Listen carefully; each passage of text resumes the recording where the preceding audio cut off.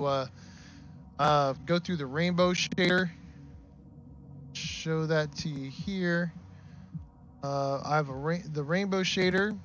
Of course, you can find all these on GitHub at /oncorporation OBS-shaderfilter. So OBS-shaderfilter. Let's just kind of look at what the rainbow filter does. It'll generate a rainbow of colors over your whatever source you put it on. Right now I just have it on my whole desktop just to show. Right now I have it applied to image, but I can unapply it to image so you can just see the colors. So these are the colors I'm generating right now. I've got a couple key ingredients here. Saturation is how much color it puts out. If I put saturation to 0.1, it's pretty gray. 0.5, it's got a little, or 0.5, it's got a little bit more saturation. At 1, it's fully saturated. If you go above 1, it's not going to do anything. If you go to -1, it's going to just be gray, like 0. So I usually leave it at 0.8. That's the default. If you need a little bit more color, you have a chance to go up to 1. You can kind of see the difference there, but 0.8 is where I leave it. Luminosity is how bright it is. I leave it at 0.5 on the defaults. So if you start at 0.1, it's going to be pretty dark. Go to 1, it's going to be white. So if 0.9, you get a little color. 8, 0.7, 6, it's pretty, anywhere in that range. 0.5 is just where I leave it. So it's halfway, that's the default. And if you need a little darker color, you can do that.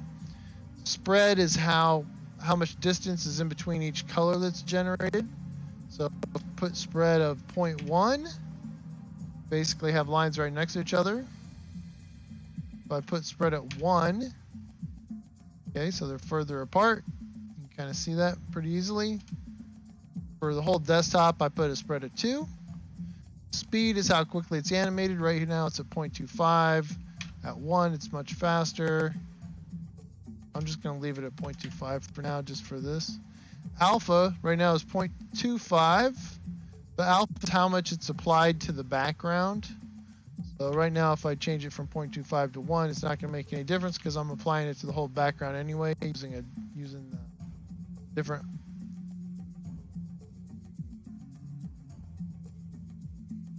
0.25. If I put it to 1, you see it comes through a lot stronger.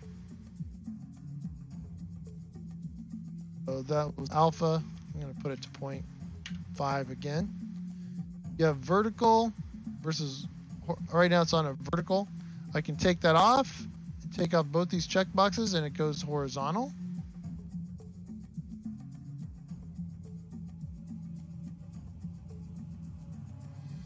Colors, so I put alpha 1. Okay, so we have horizontal, vertical, and we have rotational. Rotational is going to spin around. Be able to see the colors are spinning in and out. If I take the spread down to something like 0.1, see how close these get together? So they're spinning all around. 1 is a little bit, left it at 2. Rotation offset is in case you put the speed at 0. Create a rotation offset of 0 is just going to be vertical. 1 is pretty close to horizontal. 2. So you can get the exact, well, let me put the spread down to something we can see. How to apply it to the image. So here we have rotation offset of 0. Slowly increment it. I'm going up just 0.01 at a time. So right now it's at 0.4. So you can see you can make a rainbow effect that's at a different angle without speed. The rotational offset does that for you. If you turn on speed though, rotational offset isn't going to make a big difference. Right now the speed's at 0.01. So that's super slow, right? But the rotational offset doesn't make a big difference once you have some speed. This is just going to spin, so where it starts doesn't make a big difference. Let's see. We have 2 checkboxes down here at the bottom, and then we have some notes. First one is apply to image. Without apply to image, we're apply to the whole background. If we do it apply to the image, it applies the color over the image. If we say replace image color,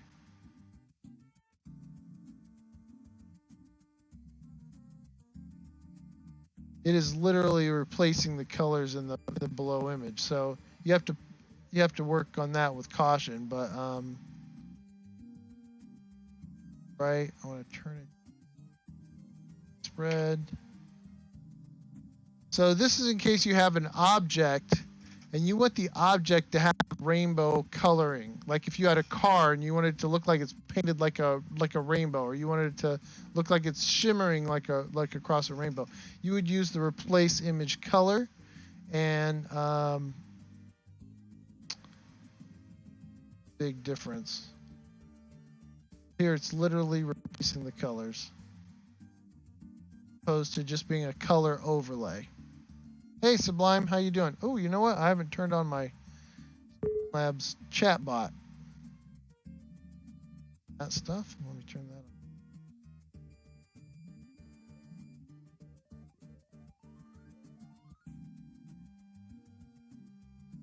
So that's what I wanted to show you about the rainbow effect. And now I've got another quick one I want to show you. It's called glass. So this glass effect isn't as pronounced as the rainbow effect. I have the little yellow line in the middle, so you can kind of see what the glass effect is, where it interacts with the background. I can change that yellow divider to be horizontal as opposed to vertical, so you can kind of see different images. Let's see.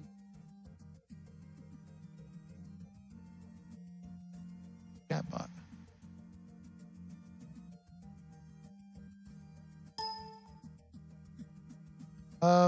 You can change the color of the glass. You can change the offset of the glass. Here's the alpha, and the alpha percent is how much it's applied. If I put this to 0, there's no glass. If I put it to 200 or 100, you might be able to go above 100. You might even be able to go to negative 100. So you can play around with the alpha percentage. It's just how much of the background is being applied to the glass effect. The offset amount, the X size, the Y size are all about when you're looking through the glass how distorted things are. And then the reflection offset, so right now it's at 8. I'm going to set these to 4, the X and Y offsets. Set the reflection offset to 1. Won't be able to see much difference, but you can definitely play with this glass a little bit.